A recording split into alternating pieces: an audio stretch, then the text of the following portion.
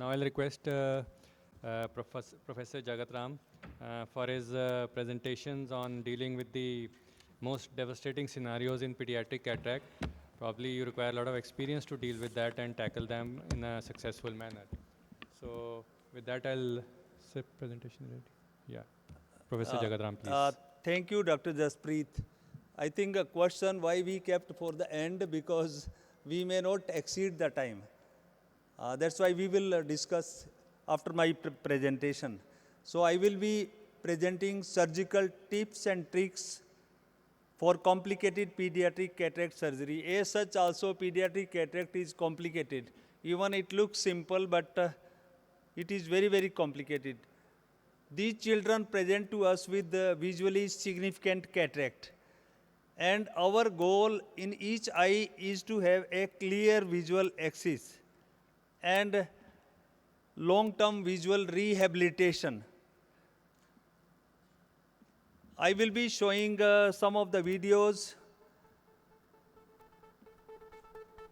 tips and tricks for pediatric cataract surgery.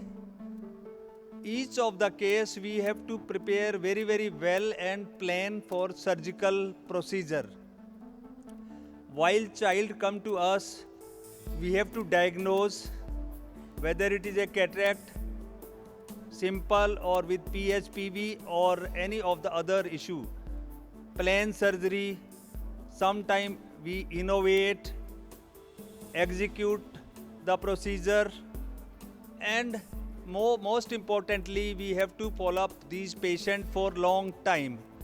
This is one single surgical procedure in single clip where I am showing a simple pediatric cataract surgery basic step which initially very elegantly Dr. Parul and even Dr. Jaspreet Sukhiza has shown. Here we stain the anterior capsule so that we can precisely make continuous curvilinear capsular axis. Size of the axis is kept around 5 mm or so. This is followed by hydrodissection, removal of the cortex from the capsular bag, and then primary posterior capsulotomy. Initial nick is by needle cystitome. And then slowly and steadily with Utrata forceps, we create approximately 3.5 mm posterior axis. Almost minimal or no disturbance in the vitreous, but limited anterior vitrectomy we do in the zone of posterior axis. Then each of the child we implant hydrophobic acrylic IOL into the capsular bag, or it can be implanted as my co-instructor Dr. Jaspreet said, optic capture or other modalities. Coming to other complicated pediatric cataract cases, we have so many: PHPV, buophthalmos, microphthalmos, juvenile idiopathic arthritis. This is one video clip of posterior lenticonus 2-year-old child with bilateral posterior capsular dehiscence. You can see on the OCT on the side. We knew that there is a pre-existing posterior PCR. Rexis is done approximately 5 mm in size, limited hydrodissection, removal of the cortex from the capsular bag,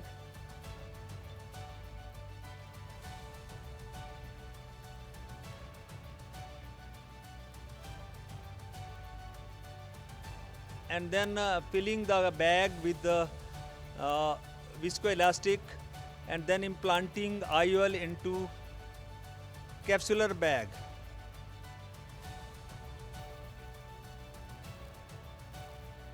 And then limited vitrectomy in this pre-existing PCR.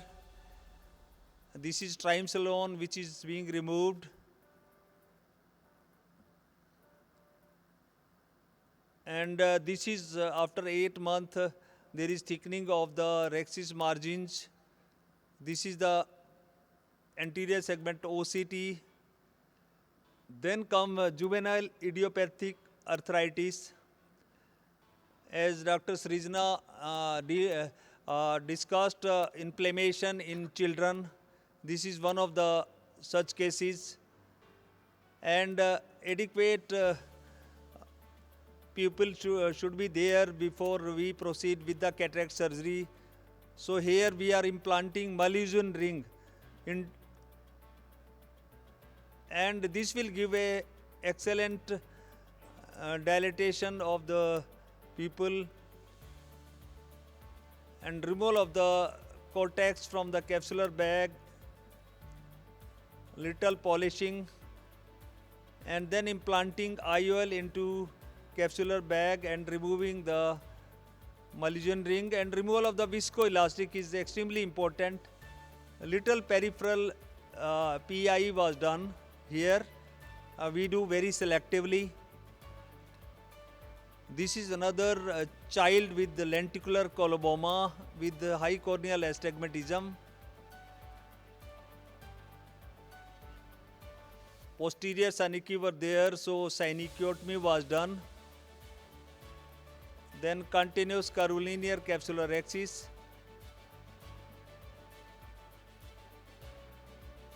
And then capsular hooks were placed to the capsular rhexis margin.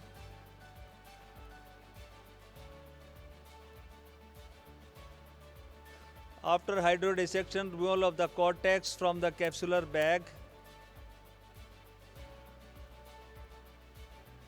And then our aim is to make the capsular bag central, and here we used one eyelet Cioni ring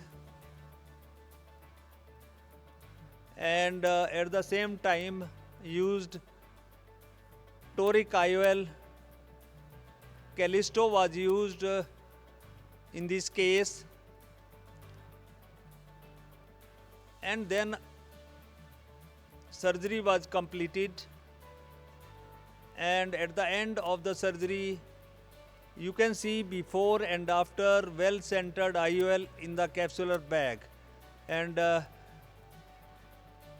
then we have this child with the double crystalline lens. This is also one of the most complicated situation.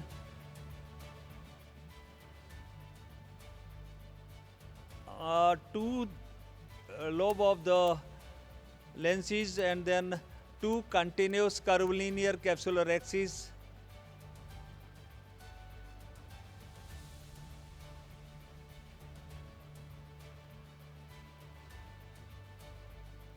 And the removal of the cortex, and this was a customized IOL which was implanted in this child, made by eye care group, and this child received excellent outcome. Amblyopia therapy was instituted.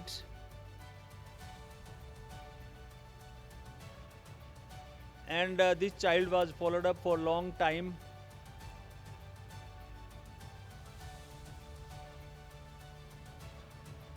Then comes another difficult situation, that is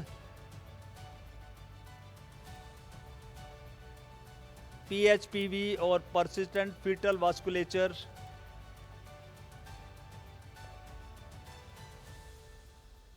Cauterization of the vascularized posterior capsule, and this was converted into posterior rhexis.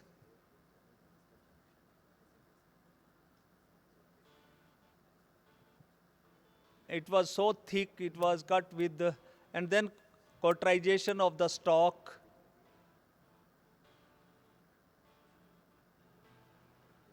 And then vitrectomy.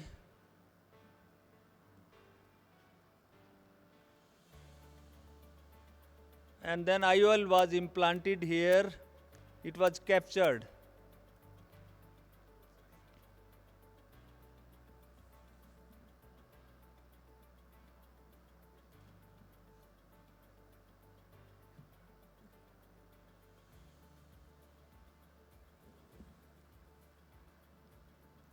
So with this, I come to the end of the presentation.